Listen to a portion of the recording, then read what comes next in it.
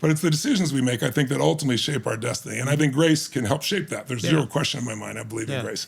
But I'm curious, if you look back on your life, and I know this is a big question, and I'm not looking for the exact answer, but are there 2 or 3 decisions that you can look back on and say, if I would have made a different decision, my life would be completely different today, that you're grateful that you made?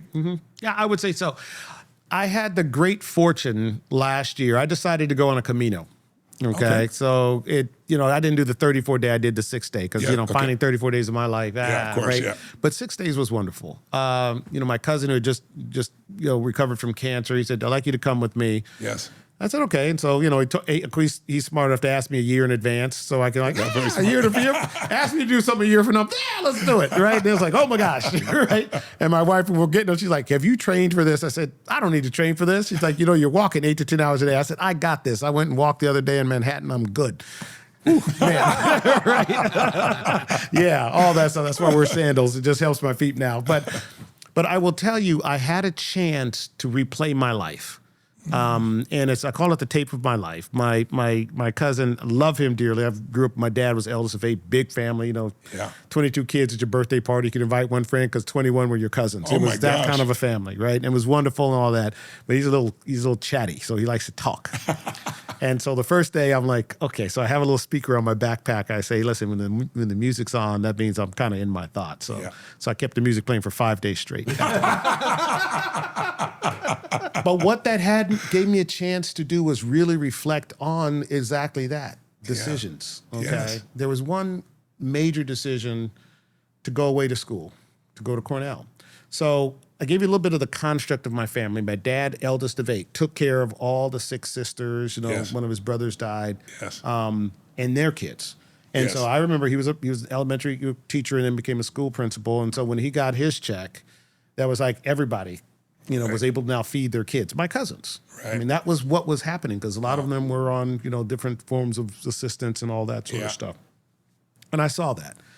And, I got scholarships to play, football and all that sort of stuff in different places. But in Colorado, I've got scholarships to, School of Mines and Colorado State but I realized that if I stayed in town, I would just be taking over my father's place.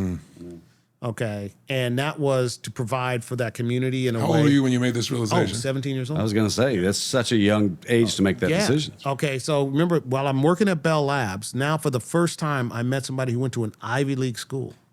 Okay. Vic Hauser, he went to Brown. Okay, Stanford. I was like, wow, brilliant cat. Just right. And so he started telling me about what these schools were about.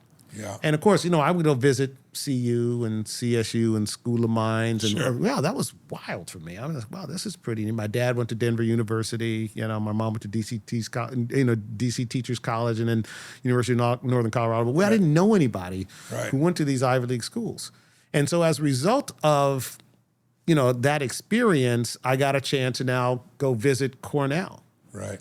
And I went to go visit, flew out there, had $235, and I was like, oh, for a summer program.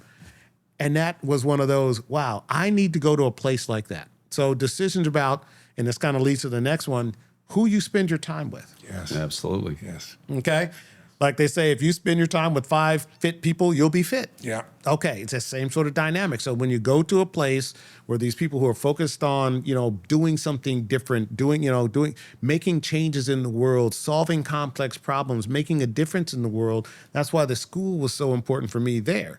Okay, don't get me wrong. I'm still very close with the guys I went to high school with. Oh, that's beautiful. Oh, dude, we hang out every year. We have a big awesome. thing every summer, all That's that. So, awesome. the kids, I'm Uncle Rob, it's all of that. Yeah. They're in different places in life. Sure, okay, course. different stations, all are driving themselves forward in the best that they know how. Yes. I just had a different aperture earlier. Yeah. So I can make a different set of decisions. Yes. Okay, so there's that. A larger reference base. Yeah. Yeah. Okay, so and that you're was in proximity with power, right? Right. And Proximity is power. one of the other things that was interesting, I'll call it, and I'll stop after this, but another unique, there's a few, but another unique moment. Remember, I graduated degree chemical engineering. I got my first job, I was making $32,000 a year. Okay, that was just more than my father made at the peak of his career. I didn't think you made more money than that. Yeah. Okay, I didn't think this is, 1980, right? And how could you make more money than that? That was just, insane amount of money.